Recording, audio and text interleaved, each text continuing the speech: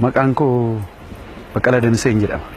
Nuti kan jiraannu maqaan isaa guutumaan guututti kan duraanii Kooyyee jalatti kan jiru Qaarsaa Dasoo jedhama.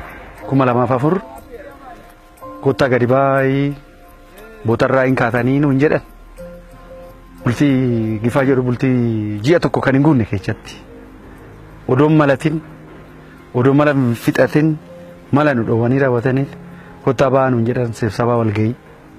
Walgahii nu baasanii maqaa keenya abbaatti kennan beeku tokko tokko nu yaama. Lafa keechan irraa hin buqqaatanii nuun jedhan.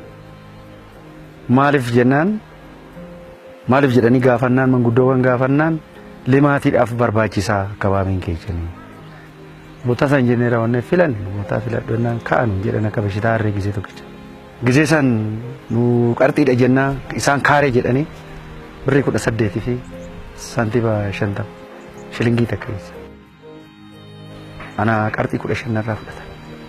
Uumaan mariin hin jiru kuttuutu lafa kee as rakkabi gibira kee fidinaan jedhanii gibira kan mangistiin dhaan gabbaraa tureen nan kenne achirra jira kanan itti gabbaru. Lafa kee kana 854 kaarii keessa sila seenee lafa kee hin gadhiiftanaan jedhan. Maaliif jennaan limaatiidhaaf naan jedhan. Limaatiin jibbuu jedhee tan kennee gadhiise. Birrii 18 irraa fudhata. Maatii 9 qaba. Jireenya duraanii giseen qotee bulu akka fe'etti gurguree ijoollee tiyyaa rifoormii shaggaa bitee inda libbii laadhetii shiroo gaarii nyaataniit dheedhii gaarii nyaataniit amma gifaa jedhu waanolee qotoota akka xindii lamaatan qaba.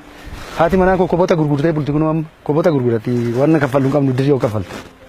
Iddiruma du'aa itti shaffanamnu tan gaafa du'aatan. Sanachi waan jiruun keenya har'a gabaatti bulla.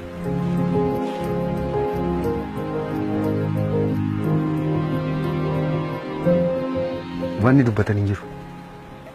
Gadi buunee jirra akkanatti. Ejjennee deebiin ulaaltan. Ijoollee 9 bulchaan. Mucaa yoo takka bichaan oromsiise ijoollee 8 alatti bulu'am. Mucaa ilma waggaa 24 tan qaba.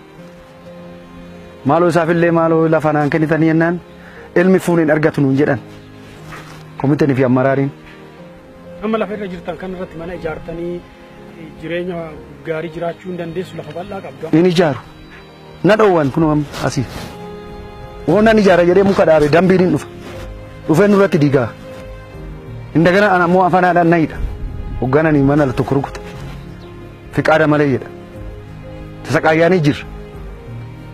Hooyyannootti galfanne nuun dhagaan. Barriidhaa biiroon seenu biiroodhaa gadi ba'ee kifila katamaa nuun dhaqu. Iyyannoo hoggaa galfanne dabdaabbee rakkina keenya dubbachuu hin dandeenyu. Hoo Waaqayyo nu arge malee nuun arguu hamtu.